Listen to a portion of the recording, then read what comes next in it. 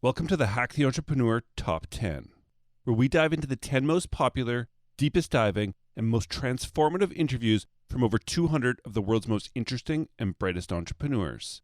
To get the full experience and to hear new episodes every Monday, Tuesday, and Thursday, visit hacktheentrepreneur.com.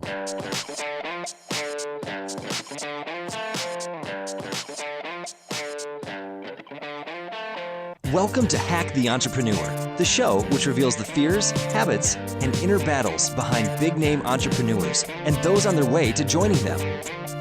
Now here is your host, John Naster. Welcome back to Hack the Entrepreneur. I am so glad you decided to join me again. My name is John Naster, but you can call me Johnny. Today's guest is one of my all-time favorite writers, and I seriously never go more than a few months without rereading his book, Choose Yourself, and I am super excited for this conversation. He is an American hedge fund manager, entrepreneur, best-selling author, blogger, and podcaster. He has founded or co-founded over 20 companies, and 17 have failed. But he sold one of them for $15 million and spent all of the money. All of it. Then he built another and sold it within the first year for $10 million. He fails quickly, he fails frequently. He claims entrepreneurship is a sentence of failures punctuated by brief success. He has invested in 28 private companies. He advises about another 50 private companies, companies ranging from $0 in revenues to $1 billion in revenues.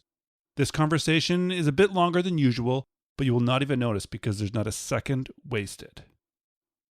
Now, let's hack James Altucher. FreshBooks makes dead simple cloud accounting software that's transformed how 5 million entrepreneurs deal with their day-to-day paperwork. As the exclusive sponsor of Hack the Entrepreneur's Top 10, FreshBooks is sharing their top 10 tips on how entrepreneurs can reduce stress and make their businesses run more smoothly. Tip number 10. Track all of your invoices. FreshBooks lets you see the entire life cycle of your invoice on a central dashboard, which means you'll always know exactly when you sent that invoice. FreshBooks will even show you if the client has viewed the invoice that you've emailed, it's kind of like having superpowers. And this is only a fraction of what FreshBooks can do for you. Get 30 days free to feel the full effect of FreshBooks on you and your small business. Go to freshbooks.com/hack and enter hack in the How Did You Hear About Us section.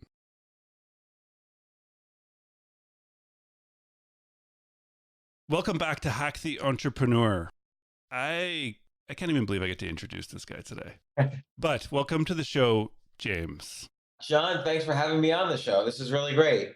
I like the title too, Hack the Entrepreneur. Thanks, James. I hope it doesn't mean with an axe, though. It depends on how the interview goes. All right, Okay, James. I'll make sure then that it'll be as good as possible, or I'll try. Excellent. Hey, James, can you tell me, as an entrepreneur, what is the one thing that you do that you feel has been the biggest contributor to your successes so far? What most things that you do fail, right? So whether you're an entrepreneur or not an entrepreneur, most things just in general fail. Like people might might date a dozen potential spouses before they find their spouse. People might start a bunch of businesses before they have a business that makes money. People might start and stop 10 books before they finally write a book. So that implies several things are important. One is persistence is really important, because I know people who started a business, and I've been this way too, and then it fails, and then it's like, you know what? I am not cut out for this. I am never going to do this again. It is so annoying and so painful. I just don't want to do it. Oh, I'm actually making my sound better right now. Oh, yeah. Does that sound better? Oh, wow, yeah. All right. You can keep this in the podcast too. It's good. Okay. It's good to see how things go wrong. Excellent. I just failed at making my sound better, and now I made my sound a little better. So persistence is really important, but persistence is not something like you're born with. Like a little baby doesn't get born and say, you know what, life's going to be pretty difficult from here on out. It was pretty easy while I was in the womb, but now I got to make sure I persist through all the times that I cry and I don't get fed and all this other stuff. So persistence is something you learn and something you get through. And I kind of had to learn the hard way. Every time I said, "Oh my God, I can't believe this horrible thing is happening to me again," I kind of had to learn the hard way, take a step back and say, "Look, that was one experiment that didn't work out. Now I'm on to the next experiment." I mean, life itself is like a sentence of failures and only punctuated by the briefest of successes. And that doesn't mean it's constantly like up and down, up and down, up and down. Hopefully, it's more like a roller coaster that's kind of taking you up in the long run. And I think that's largely true, particularly as you keep yourself, healthy and you have persistence and you figure out that there's many different ways to succeed and make money. But the other thing I want to add, it's incredibly important to give. So, I got a question yesterday. Someone said to me, "I have an idea for a video game. How do I patent it? And how do I prevent other video games from stealing it? And how do I sell it to a video game company?" So he wanted all these things. That's fine. But he was so concerned with how does he protect himself? And then before he even develops the idea, he's already thinking, how does he sell it to a video game company? Well, does it actually do anything for people? Does it help people? Does it entertain people? Does it do both? Like, why don't you, very cheap to make a video game, particularly if it's a basic video game, why don't you make it and see if people actually use it? Then you have a good idea. Most people don't know. Most ideas are bad. So even if you have an idea that you think is good, chances are it's not so good. So why don't you first test to see if this is a good idea or not? And then you could start thinking about deals you can make. You can't make a deal with nothing. An idea, as much as I'm happy for people to come up with ideas, ideas are ephemeral. They go away. They're like ghosts. You have to actually make the idea before you can sell it or do things with it or even protect it. So the important thing here is to always be thinking of giving to others. Are others going to have value from this? Are others going to be entertained by this? Are others going to be able to make use of this to make their lives better? So this is really important. And, those are kind of the basics, I think, of entrepreneurship. The real basic for me, and I had to learn this the really hard way, is, and then the real hard way is failing and losing a ton of money and just really struggling with like money and family and everything. You have to keep yourself physically, emotionally, mentally, and spiritually healthy. And I've talked about that in a number of places, but building that basic foundation of health, and they're all connected. Like you can't be mentally healthy if you're physically sick all the time. You can't be like grateful for what you have if emotionally you're only around bad, people and bad situations. So they're all connected. And that's kind of the basic foundation that needs to be built for the house of entrepreneurship to be built on top of, for the ability to what I call choosing yourself to be built on top of. And so I guess for me, those are the basics of entrepreneurship. And I'll add, I know I'm talking a lot. I'll add, even with all that, you're still going to fail most of the time. But you start to basically learn how to transform that from failure to calling it an experiment and saying, okay, well, I just got to keep on doing the next thing. There's a reason for Yeah. everything. And I don't always know what my best interests are. And so I'm just going to keep going because I have to. There's nothing else to do. I was going to say, like, is it really failure? Or I saw actually on your blog and you replied to somebody and you said there's like this whole thing about like failure. Everyone's like glorifying failure. And it's kind of just they're hard problems we have to get through. Exactly. And I liked the way you said that. That was like, yeah, it's not failure. Like, it's not like, okay, well, now I'm dead and that's it. I never get to do anything else. It's like you're just a hard problem you have to work through. And I'm sure when Tom, a lot of people use Thomas Edison as this great example. Like, oh, he tried 1,000 times he failed it 999 times to make the light bulb, and on the thousandth try, he finally succeeded. I'm sure he did not once think for a second, ugh, I just failed again. It was 998 times I failed.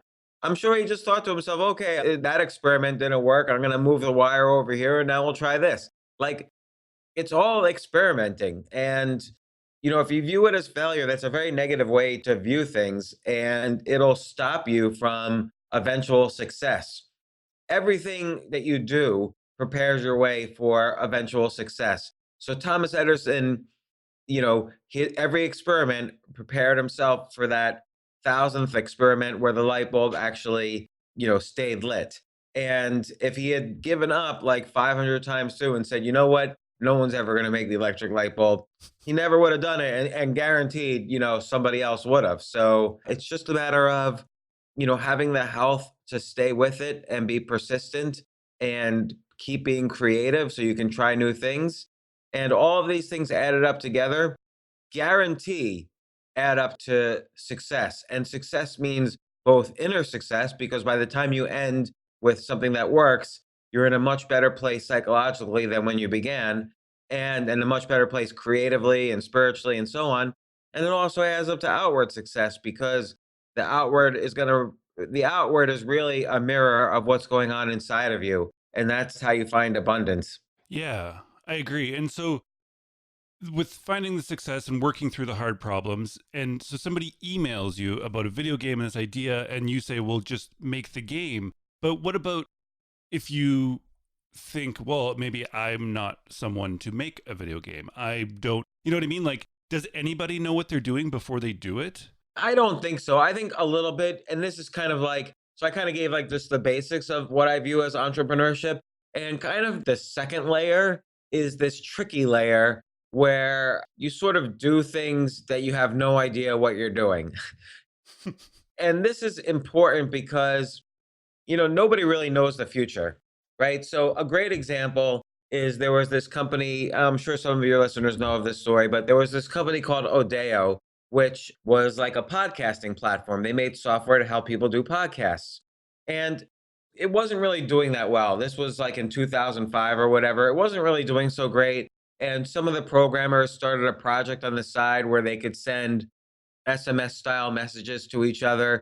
And, and that little side project started taking off. So the CEO of Odeo said to all of his investors, and they were all the best venture capitalists in the world, like they were the top guys. And you would think they would know the future one way or the other. And they had all made their bet on Odeo, on the podcasting software. So the CEO said to them, listen, it's not really working out. This little side project seems fun, but it only has 10,000 users, which is not a lot in this grand scheme of things. I am willing to make sure you're all even. Like, I will give you back all of your money at cost, all the money you invested in my company. Or you can stay in and we're going to play with this new little project that only has 10,000 users. So he gave that offer to all of his investors, and they were all venture capitalists, all professionals. 100% of these professional investors said, I'm going to take my money back. I really do not want to go into your other little crappy project. And so he gave them all their money back. And the other project eventually went public. It's a little company called Twitter. And it was just a huge success. So who would know? All these professionals didn't know. The CEO didn't really know. He was just excited about it. He had already made his tens of millions when he sold Blogger to Google. So he wasn't sweating it that much either. And, which is why he's probably not the CEO anymore. He gave it to a different CEO. But so nobody really knows the future. So you kind of have to make that leap into something you don't know. So let's say this guy, in an extreme case, let's say this guy does not know how to make a video game. Well, there are 1,000 companies out there that you can delegate to. Right. I have this idea for a video game. Can you make it? And they'll say, sure, it'll cost you $3,000. We'll make it for you from beginning to end. And then he can say to himself, well, what if they steal my idea? Which, by the way, they're not. Nobody, Right. very, very, 1 out of 1,000 steal, or 1 out of 100,000 steal ideas. But okay, worst comes to worst, outsource it to a software company in India. Let them steal it in India. They're not going to steal it. They're not going to be able to market it here in the US the way you would, because you have the passion for it.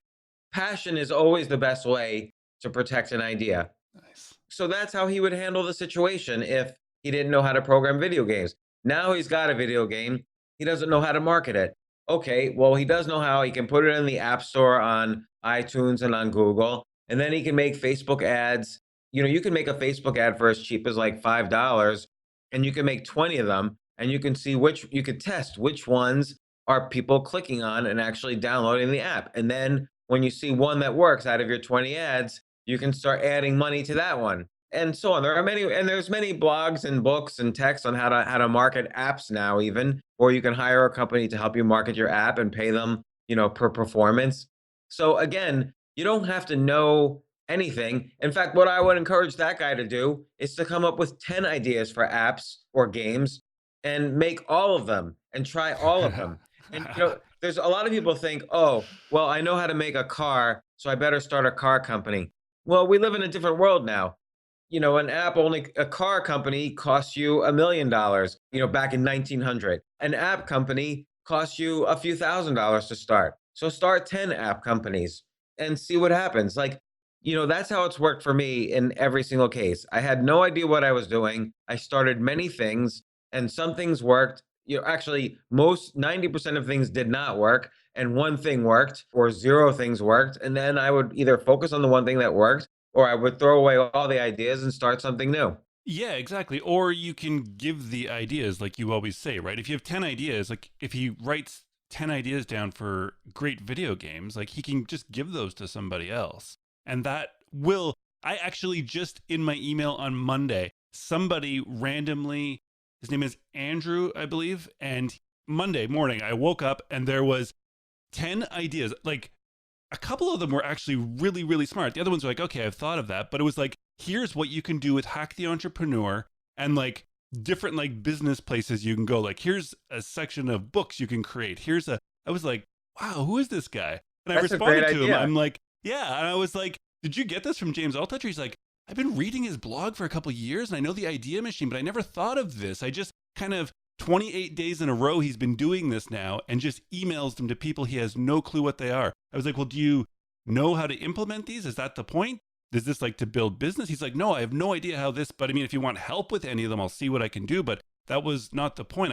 I came up with these ideas last night and I thought you could maybe use them, John. Yeah, that is That's a great thing brilliant. to do. If you do that every day, then most people won't respond to you. But I guarantee you within 6 months, you're making a great living. If that's all that guy does every day is those 10 ideas to people like you or people like me, Yeah. then he is going to be making a great living within 6 months. He's going to be making a great living within 2 years, and he's going to be rich within 3 to 4 years. Like that's how it works every time, 100% of the time. That's how it's worked for me. I've had to start from scratch. I always start from scratch doing those ideas and sending them to people. And you know what? Sometimes I send them to people and they say, "It's great. Can I hire you to do this?" And I ignore that response because I'm on to my next 10 ideas. Right. So you just have to find I'm happy to just give. And then you just have to find the right match. Like sometimes you're going to give and they're going to respond, but it's not quite the right match. Sometimes you give and they respond and you feel like, okay, this feels right. Right. And they don't even all have to be like the James Altuchers of the world, do they? No. I mean, it's me. Like, I just have a podcast, a small podcast that's less than 3 months old. Yet it's funny because he emailed me and I was like, oh, today actually I responded back to him because he had sent me another email. And I was like, actually, I'm talking to James later today. That's interesting. He's like, oh, wow.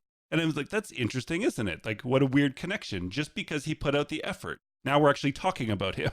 Right. And also that's a connection you'll have for the next 10 years. So let's say you Exactly. never talk to him again. Okay. And 10 years from now, you build a business and it turns out he's the head of business development at Google. And you could say, "Hey, remember you sent me those 10 ideas 10 years ago? I've got this other business now. I'm going to be in San Francisco. Would you love to meet?" Of course, 99% chance he's going to say, "Whoa, John, that's great. We haven't talked in 10 years. Let's meet." So these things build up over time. I was just talking this morning with my wife, Claudia, actually. And, I was thinking how, and this is something I've learned from my podcast a lot, just talking to so many people who have been successes in their different fields. But success can be measured. Forget all of a second, kind of the self help. Success could be measured by your inward stuff. I'm going to just be blatant about money. So Thank you. success could be measured today, like how much did I make today? Or success could be measured in decades. Like those are really the two metrics because, almost everyone I've spoken to, they had their good years and their down years and their good days and their down days. But over time, over decades, their contacts, their intelligence, their creativity, their ability to execute grew and grew and grew. And then finally, they hit upon that lucky set of circumstances over decades that really propelled them into the quote unquote overnight success. And I can't think of an example where it didn't work like that. So it's important to remember that success is measured today. Like, how many people did I help today? How many opportunities did I create for myself to make money today? How much money did I make today? But also to keep in mind, you're planting seeds for the future. So it's like you're planting perennial seeds. So perennial seeds, you throw them in your garden, 10 to 20% of them will actually grow into plants. The rest of them will disappear. And then 10 years later, those plants are still growing. So, and it's the same thing, or 20 years later, or 30 years later. And so sometimes that's depressing. Well, I want success now. I'm feeling really sick right now because I can't pay my mortgage. Well, that's fine. Work on ways to pay your mortgage today, but keep in mind always you're still planting seeds for 20 or 30 years out where amazing wealth is created. Exactly. And you said something interesting when you said talking to the people in your podcast, and they've had their ups and downs, but they've also had an ability to execute. So you're right. Ideas, being an idea machine is great, but at some point you also have to execute, whether it's executing, I'm going to write 10 ideas a day and send them off, or I'm going to start a business with this idea, this video game, or anything. How do you get the ability to execute? Or how did you, or how do you still work through having the ability every day to execute what you, James, want to do? For me, I'm involved in a lot of different businesses. I do a podcast. I also write a lot. So I'm writing books and blog posts and so on.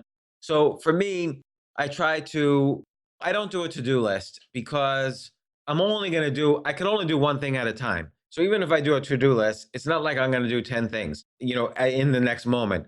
I'm only going to do in the moment what's the most important thing to me at this moment. So it might be in the morning writing a post, and I'll block everything else off, the internet, emails, phone, and I'll write my post. And then it might be the case in the afternoon. Okay, well, I'm on the board of directors of a company. They're having some problems that I think I can help them with. That's the most important thing for me to do. I'm going to call them up. And then I might think to myself, okay, well, now what's the most important thing for me to do? Well, I want to get some more podcast guests for February. I'm going to write to these three people and see if they're willing to be my podcast guests.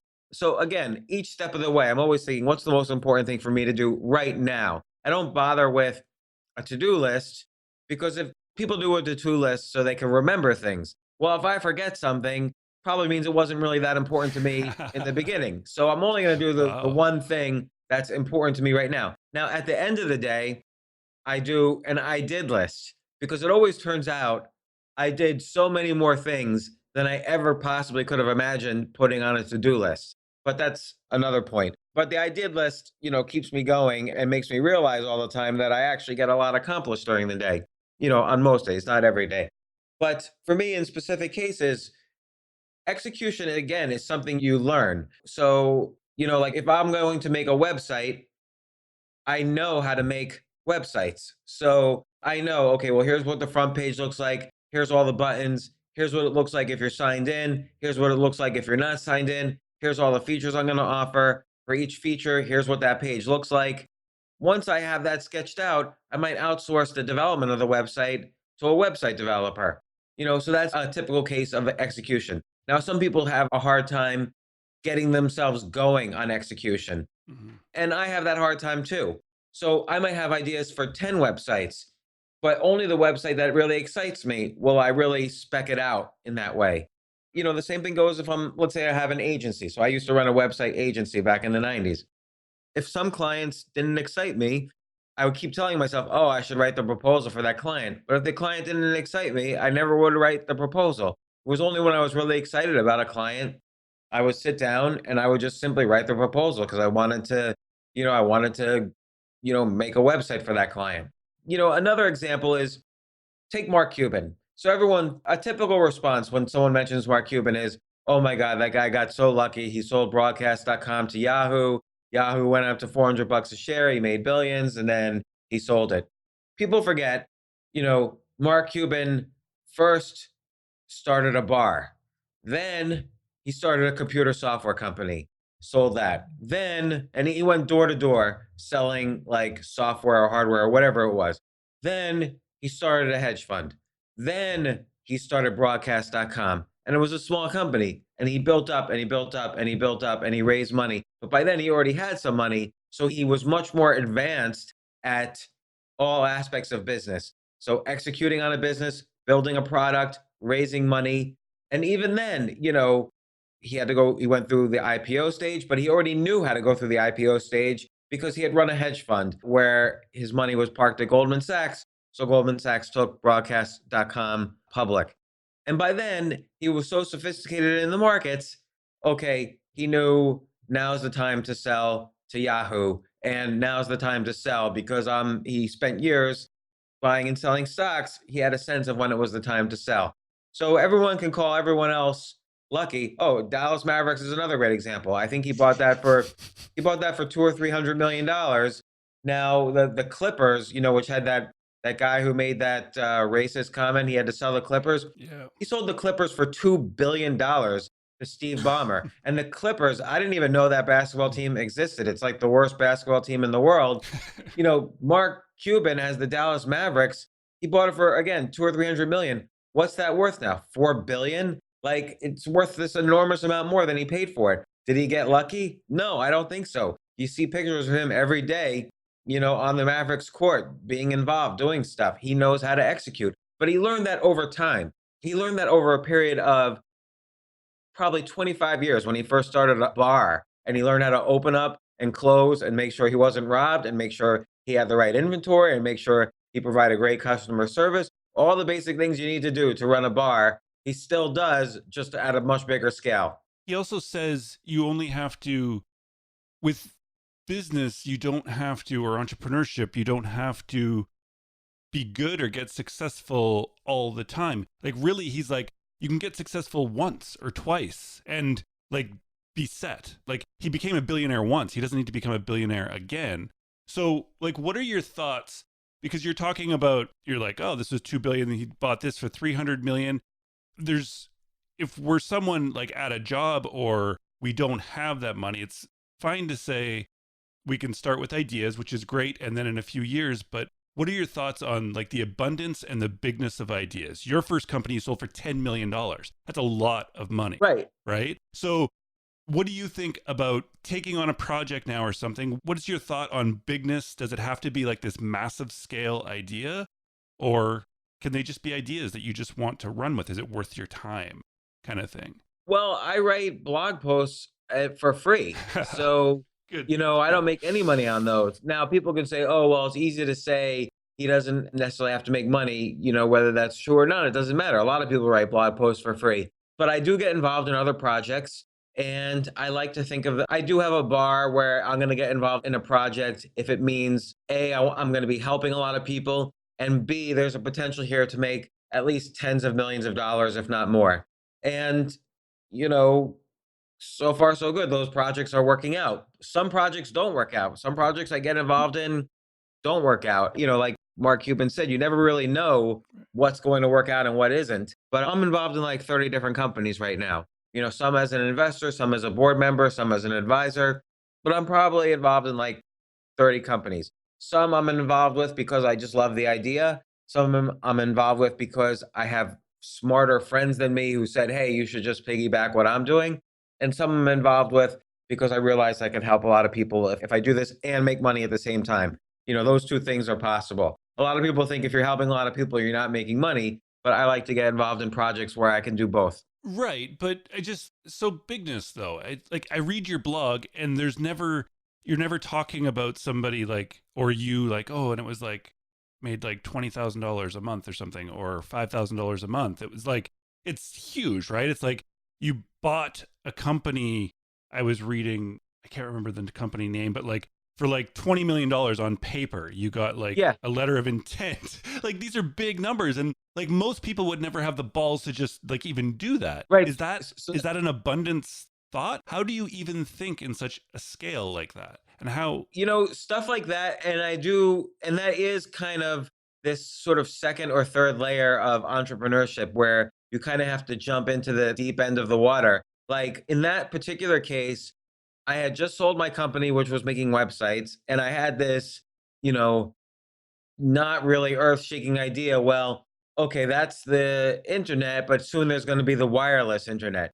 So the internet was still going hot.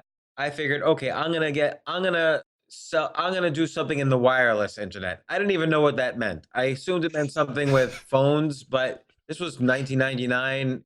Smartphones weren't really around. There was the BlackBerry, and that was it. So, but what I did was I wrote to 20 different companies that literally just had the words wireless or mobile in their company description. I had no idea what any of them did. And I said, I'm the CEO of a wireless, I think I was calling myself US Mobile or US Wireless, something weird. Completely made up. Yeah. Okay. And I Good. wasn't trying to be deceptive, but I said, I'm interested in buying your company. And, 19 of them didn't really respond to, maybe 18 of them didn't respond to me. Two did, one I didn't like. And then the one said, hey, we're about to be in New York because Ericsson just offered us, I think it was $19 million. So this is perfect time to talk to you. And I said, so I met with them and I said, I can't believe you're even considering Ericsson. Like, they're old school phone company. Like, what are you going to do with them? Like, how is it going to grow? I'll offer you $30 million and half of that can be stock in my company. And we're going to IPO in a year. And look what's happening to IPOs right now. We were in an IPO bubble, not an internet bubble, but an IPO bubble.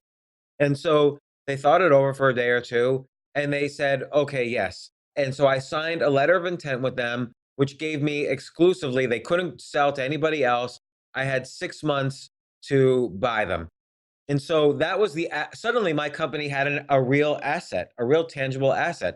I had a letter of intent to buy this company with real revenues and profits, and I had 6 months to do it. So I called up basically every billionaire I knew, and I didn't know that many billionaires, I should add. I called one. I called one banker who introduced me to his boss, who introduced me then to a bunch of billionaires. So it was a friend of a friend of a friend of a friend. And he started raising the money for me and he became a partner in the business. And we did raise $30 million. So I gave these guys 15 million and then we had 15 million in the bank still. And I bought two more companies. And now suddenly I was a company with real revenues and profits and everything. And every bank was pitching us to take us public. Now, it didn't really work out so well, like the internet bubble burst, but that was a situation where I didn't do anything deceptive. Like I made an offer to them, which they agreed to, and then I did pay them their money. And and when I raised money, I didn't start raising money until I had a real asset, which is this LOI. But sometimes you kind of have to be clever how you do what order you do things. Oh yeah, it's smart. If you do the It's smart traditional this. order, then nothing's going to happen or it's going to take too long. You have to kind of like dive right into it. I remember one meeting I was pitching investors and they were like, well, how does this work again? How does the whole mobile thing work? And I said, well, you make a call and it goes up to a satellite and then it comes down. And they interrupted me and they were like, wait, isn't there cell phone towers? It doesn't go up to satellites. And I was like, I guess so. Like maybe only sometimes it goes to satellites. Like I was trying to, I guess there was a company, Iridium, at the time, which did go to satellites, but everything else went through cell phone towers. So, And so did your company. but they invested $5 million, and not only that, they set me up in a venture capital firm alongside the company. And so, things happen. And that was just one thing I tried. At the same time I was trying that, I actually set up a company where I made the website and everything. And I've never really talked about this before, but I set up a company where you could put your name and your profile and your photo and you could keep like a journal and you could link to other people. Like you could be friends with other people and other people could send you messages. So I had created this website, which was almost like a social network. My only problem was I was calling it a beauty contest. Like I was going to say this was the world's largest beauty contest on the internet. But when my wireless thing started taking off, I kind of completely forgot about this beauty contest thing. But I could have also potentially set up a social network. I even had some beauty magazine want to sponsor it. So I called them and I said, I have this website done. I'd like you to be equity partner. Let's feature it in your magazine. And they were willing to do it, but then I just kind of forgot about the whole thing. But maybe that could have been Facebook for all I know. And I didn't do it. Right. And is that okay though? Like, are you cool with that? Does that make sense that how you should work? That it doesn't matter that you left that thing that could have been something big because you went on to something else and you did, you know what I mean? Like people sometimes, I think to a fault almost, want to have a clear direction. Like we're coming into a new year. I want to be completely clear with the next year what I'm going to do, and I don't want to deviate from that. Rather than, Well, John, let me ask you a question. December 31st, 2013, you're sitting around with your friends and family and everybody's thinking what their New Year's resolution is going to be. Did you think you were going to start a podcast in 2014? no. And so you started this podcast when? I started in July recording. So July, it was only six or 7 months later. Why didn't you know on December 31st or January 1st you were going to start this podcast? Because I hadn't met the people I met in March who Right. So, convinced so me to do it. March was only 3 months later. Mhm. So, and did you even know them, or did you even know their friends on January 1st? No. Right. So we have no ability to predict the future at all. You couldn't even predict 3 months ahead the friends of the people who are going to convince you to do a podcast just 3 months later. And now, how many podcast episodes have you done? 37 yesterday 37. are released. Yeah. So the year of 2014 really for you is the year of the podcast. That's what they said in March. They said that to me for a week solid. We were in the Philippines together. And it was like, it's the year of the podcast, John. It's the year of the podcast. On January 1st, were you in the Philippines? No, we weren't. Did you know you were going to be in the Philippines? I did. I knew I was Okay, going you knew you were going to go there, but you didn't know you were going to go there to start a whole career in podcasting. Not at all. What did you go there for? I went there for like a mastermind conference session. Okay, all right, I get it. So we were working like there was something. I mean, I was there for business, but I was doing a different business at the time. Right. So, but have you made a dime off this podcast yet? off these, a couple of dimes. Just from sponsor. Right. Yeah. So, okay. So you had no idea. You could have said as a New Year's resolution, I'm going to write a thriller novel by the end of 2014. But no, instead, you've made so far 37 podcasts, which is incredible and incredibly creative. And it's difficult work and it's hard execution. For me, last December 31st, I hadn't started a podcast. Now I do 8 a day across 2 podcasts, and I'm probably going to launch a 3rd podcast. So, I had no idea. And then I also wrote another book. I had no idea I was going to write. We have no real ability to predict our future. And so more important is to have themes. So you had a theme on January 1st, which is, okay, I want to improve myself. And so I have this idea. I'm going to go to this mastermind and I'm going to be around really smart people who I'm going to hope to inspire, and I'm going to hope they inspire me. And out of that is going to come probably a variety of ways and ideas I can use to improve myself. And that was a theme that you had rather than a very specific, narrow goal. And that theme you had led to you doing this podcast, which I'm sure you enjoy, else you wouldn't have done, almost 40 of them. Yeah. It's amazing. Yeah, it is amazing. And I think for myself, I'm starting and stopping things all the time. And, some things work, some things don't. I would say the hardest times are when things work for many years and then suddenly they don't work. That's hard because you feel like you've put a lot of effort into something and then it didn't work. But, other times you kind of, again, it's this idea that, life itself is this, sentence of failures only punctuated by the briefest of successes. And that's really the way you have to think of things. And that's not a depressing way. Ultimately, it's a whole, your lifetime is a whole conversation of these sentences. Yeah, exactly.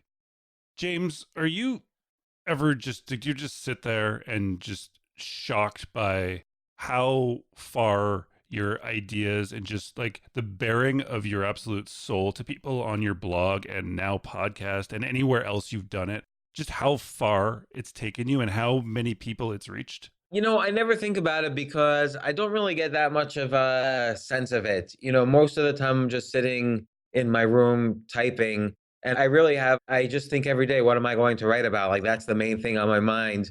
And I try to keep as a goal, okay, I'm going to be entertaining and I'm going to have value. So in most of I see all these posts like, I don't know, 10 ways to make your morning better, or 10 ways to do a better interview. And nobody tells their kind of like, in order for someone to write that, they must have had a lot of really bad interviews. And so I want to see how what was the story? Like every superhero has a secret origin. So anybody who's writing an article that's meant for the masses is like a superhero, and they're giving their advice somehow from a pedestal. Well, I want them down at my level. I want to see when things hurt. Like, that's just basic writing. that there's an arc where the hero's journey where, someone who didn't mean to be a hero goes through some hard times, learns from them, and then has a good outcome at the end. And but often these articles, and it's 99% of articles, are so poorly written because they don't know this fundamental aspect of writing. And then on top of that, I read an enormous amount, so I try to learn from really good writers. I really, really try hard to learn every day more about writing. Like it's just my main focus. It's my main love in life, and I hope I do a good job at it. I think sometimes I help people, and sometimes I get nice emails. But of course, there's also hate mails occasionally. And so I just every day try to start from scratch and write something I think will be fun. Excellent. Yeah, your reach is big. Just in the last like 2 weeks since we booked this, just I would say to people like just 2 words, James Altucher, and people are like, "Oh my God, you get to talk to him." That makes me happy. So you're the one person and I've talked to some brilliant people, but James Altucher you have this aura about you. That's good to know. And the funny thing is, like, okay, I've sold good numbers of copies of books, but not like, 50 Shades of Grey kind of copies. But I think Right. my articles have been read quite a lot. And I think we're in more of an article society than a full book society. Like, most people, when they buy a book, they only read, the first chapter and then they put the book down. But I think with articles, people read the whole article. And if you can make an impression in the beginning, in the middle, of the end of the article, then they know who you are when they see the next article that comes in your style.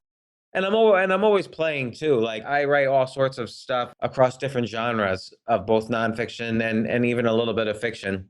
Excellent. I have one question for Sure. you to end this off.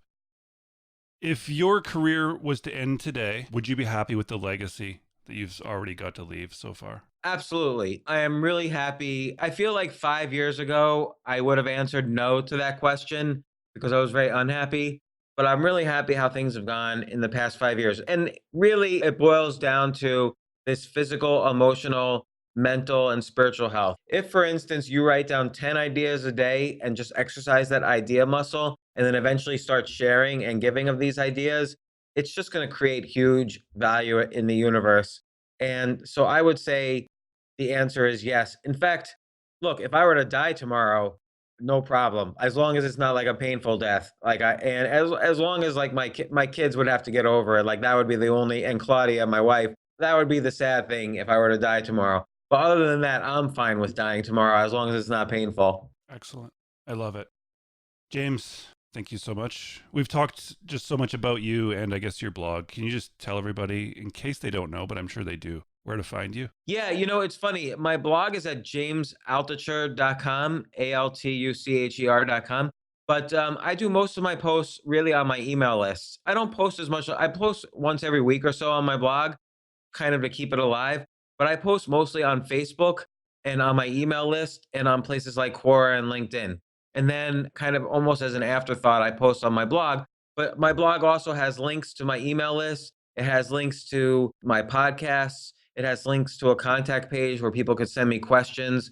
Also, I encourage people, I give out my phone number. So my phone just rang from an unknown number because I give out my phone number on my podcast, and people can text me questions, which I'll try to answer. 203-512-2161.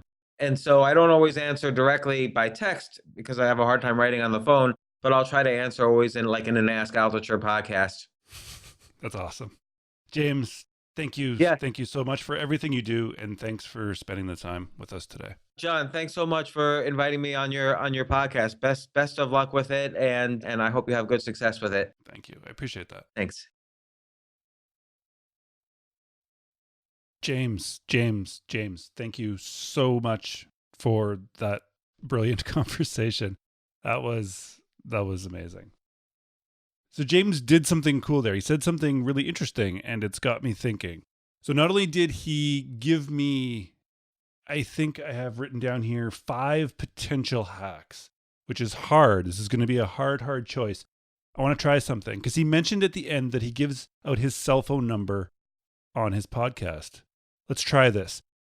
My cell phone number, I'll give it to you, and I want you to not listen to the hack right now. I want to think about what the hack is and see if we can choose the same one. Let's try it. I want you to text me at 807 472 5290. 807 472 5290. That's my cell phone. Text me. Tell me what you think the hack was. And then listen to it and we'll see if you're right. Or if you just have any questions, or just say hi. Tell me you listened. That's my cell phone number. Anyways, this was an amazing conversation. It was a bit longer, so let's get to it. He said one thing, didn't he? Did you get it? Did you hear it? Let's do it. Let's find the hack. We have no real ability to predict our future. And so more important is to have themes. So you had a theme on January 1st, which is, okay, I want to improve myself. And so I have this idea. I'm going to go to this mastermind and I'm going to be around really smart people who I'm going to hope to inspire, and I'm going to hope they inspire me. And out of that is going to come probably a variety of ways and ideas I can use to improve myself. And that was a theme that you had rather than a very specific, narrow goal. And that theme you had led to you doing this podcast, which I'm sure you enjoy, else you wouldn't have done, almost 40 of them. And that's the hack. James, brilliant.